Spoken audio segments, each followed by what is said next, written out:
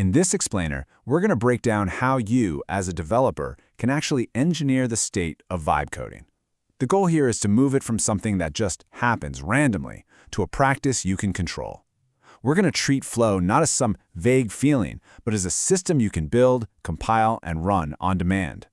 So let's start with the stakes. Why should you even care about architecting this? Well, a pretty famous McKinsey study confirms that when you are fully in that flow state, your productivity can rocket up by as much as 500%. No, that's not a typo, 500%. We're not talking about a small improvement here. We're talking about compressing a 5-day sprint into a single day of absolute peak performance. And that really is our main objective. We're moving past this idea that vibe coding is just some happy accident, something that happens on a good Tuesday afternoon. The whole point is to give you a technical toolkit so you can turn this peak performance state into a systematic, repeatable engineering practice. All right, first things first. Before you can even hope to get into the flow, you've got to configure your environment and your task just right.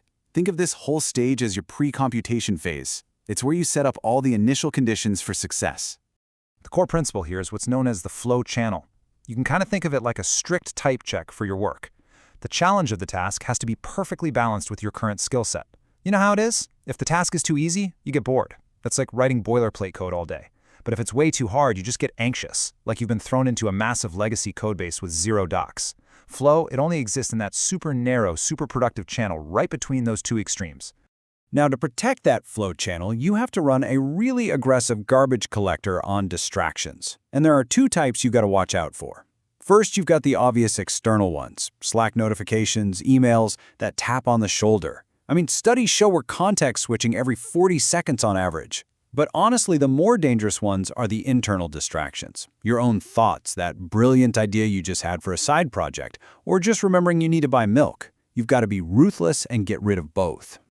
And here's the slide that really shows you the cost. It's not just a feeling. A study from the University of California actually quantified it. A single tiny interruption costs you an average of 23 minutes and 15 seconds to fully get your head back in the game.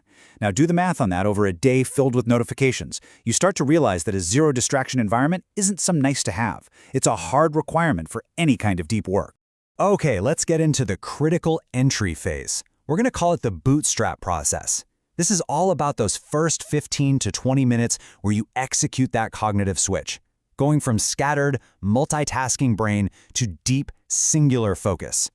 Getting this part right is absolutely crucial. So what does that look like? You need a concrete, ritualized practice that signals to your brain that it's go time. First step, define a hyper-specific goal. Not just work on the back end, but I will refactor the authentication module to use the new JWT library within the next 60 minutes. Second, set a hard time limit. The Pomodoro technique is awesome for this. That ticking timer creates a sense of productive urgency. Third, put on some familiar instrumental music. New music, especially with words, is just another process your brain has to spin up. And finally, and this is so important, begin immediately. The whole point of the ritual is to be a trigger, to kick off that cognitive switch without a moment of hesitation. So, let's say you've bootstrapped successfully. You're in the zone. Great. But now the challenge shifts from getting in to staying in. This is all about managing your cognitive resources. It means working with your brain's natural energy cycles, not against them, to maintain that runtime. And this is a perfect illustration of a concept called the basic rest activity cycle. Look, your brain is not a server that can run at 100% CPU all day long. It operates in sprints. You can realistically maintain maximum focus for about 90 to 120 minutes. After that, your performance just tanks. The key is to embrace this. Work in these intense, focused bursts, and then take a real, scheduled break. And what you do during that 20 or 30-minute break is so critical. Let me be clear. Checking social media, reading the news, or answering work emails, those are not breaks. They're just different kinds of work that keep draining your cognitive battery. An effective break means fully disengaging. Go for a walk, meditate, or just sit and stare out the window for a bit. The goal is to let your brain's background processes do their thing, consolidate information, and actually recharge for the next sprint. All right, finally, let's reframe how we think about flow. It's not a one-off event. It's an iterative cycle of growth. Just like you refactor and iterate on your code, you can do the exact same thing with your skills and your ability to focus. Each cycle builds on the one before it.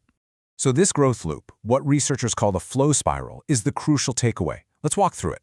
Say you decide to tackle a new authentication library that's a bit of a stretch for you.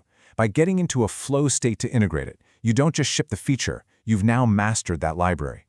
Your skill level has literally been upgraded. So the next time you face a similar challenge, it's not at the edge of your ability anymore. Now you can tackle something even more complex, right? Maybe build a custom OAuth provider from the ground up.